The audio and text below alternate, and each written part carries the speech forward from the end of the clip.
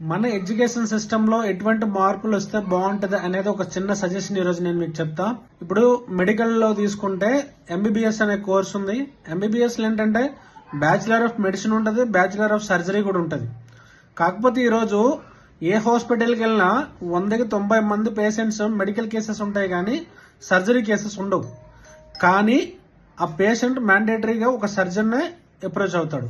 ఎందుకంటే maybe lack of professionals కావచ్చు, లేదంటే మనకు అవైలబిలిటీలు ఉండే హాస్పిటల్లో ఎంబీబీఎస్ కమ్ ఎంఎస్ పర్సన్ ఉండొచ్చు. ఇలాంటి చాలా కేసెస్ ఉండొచ్చు. మీరు ఫైనాన్స్ సెక్టర్కి వెళ్ళినట్టయితే చూడండి, అక్కడ సిఏ అంటే ఇంకా అకౌంటింగ్స్ అండ్ ఫైనాన్స్ లో ఇంకా టాప్ మోస్ట్ అనమాట. కానీ సీఏకి ఎక్కడ కూడా అఫీషియల్ అటెండెన్స్ కానీ కాలేజ్కి వెళ్ళి చదవాలని కానీ ఏం రూల్స్ ఉండవు.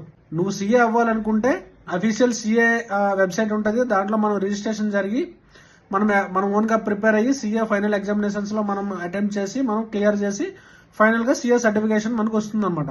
అలాగేంటంటే ఎంబీబీఎస్ 2 పార్ట్లు చేసి బ్యాచిలర్ ఆఫ్ మెడిసిన్ అనేది ఒకటి సపరేట్ చేయగలిగామనుకోండి, బ్యాచిలర్ ఆఫ్ మెడిసిన్ కి సర్జరీ ఇంటర్వెన్షన్ అనేది అవసరం లేదు. అలాంటప్పుడు ఏంటంటే ఎవరికైనా ఇంట్రెస్ట్ ఉంది అంటే వాళ్ళు ఎన్రోల్ చేసుకుని ఆ కోర్సును బ్యాచిలర్ ఆఫ్ మెడిసిన్ కోర్సును వాళ్ళు కంప్లీట్ చేసి మన ఇండియన్ మెడికల్ కౌన్సిల్ ఏదైతే ఉందో వాళ్ళు అఫీషియల్ గా పెట్టిన ఎగ్జామ్స్ ని క్లియర్ చేసి వాళ్ళు లైసెన్స్ తీసుకున్నట్టయితే ఏమవుతుందని అంటే ఫ్యూచర్ లో హెల్త్ కేర్ ప్రొఫెషనల్స్ అనే వాళ్ళు అవైలబిలిటీ ఎక్కువ ఉంటుంది. ఇప్పుడు ఏమవుతుందని అంటే ఏ డాక్టర్ దగ్గరికి వెళ్ళినా సరే టెంపరీ రిలీఫ్ లేకపోతే సర్జరీ తప్ప రూట్ కాజ్ ఐడెంటిఫై చేసి దానికి ట్రీట్మెంట్ ఇచ్చే కేసెస్ అని 100కి 90% లేవు.